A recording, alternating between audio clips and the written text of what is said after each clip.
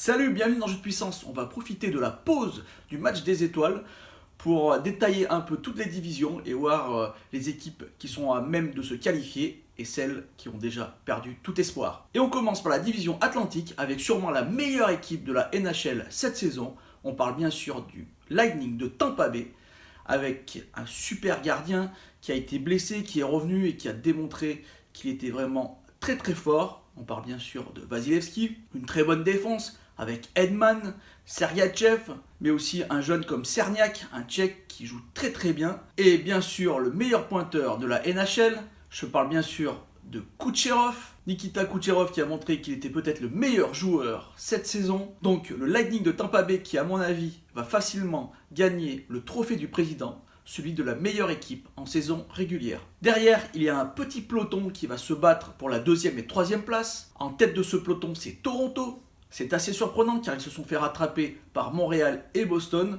Toronto qui a plus de mal ces derniers temps. Ils ont plutôt des résultats en dents de scie et c'est beaucoup plus compliqué malgré leur dernier match où ils ont gagné assez facilement Washington 6-3. Il va falloir que Auston Matthews se réveille. Il a plus de mal depuis qu'il est revenu de blessure. Et Nylander n'est toujours pas le joueur de la saison dernière depuis qu'il est revenu après qu'il se soit battu avec son équipe pour avoir un contrat. On parle bien sûr de la surprise peut-être de cette division, c'est Montréal. Montréal qui joue vraiment très très bien et qui se retrouve donc dans une place privilégiée pour se qualifier en play-off. Il faut dire que le retour de Shea Weber a fait vraiment du bien à cette équipe, surtout en défense où ils avaient vraiment du mal en début de saison.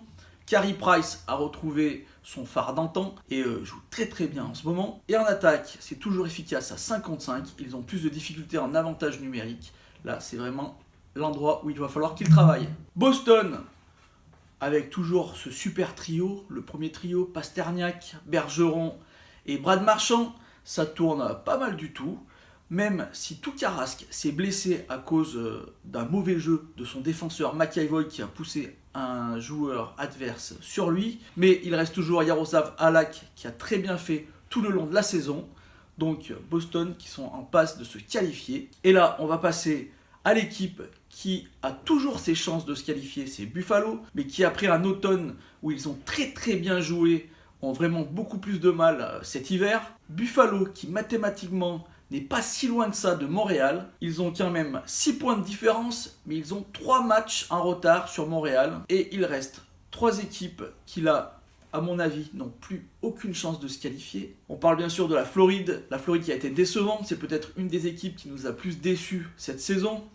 La Floride qui avec le retour de Vincent Trocheck tourne un peu mieux, mais ça va quand même rester compliqué pour se qualifier. Ils sont vraiment très très loin. Et les deux dernières équipes, Ottawa et Détroit, là on les attendait à cet endroit. Ils nous ont pourtant montré de bonnes choses de temps en temps.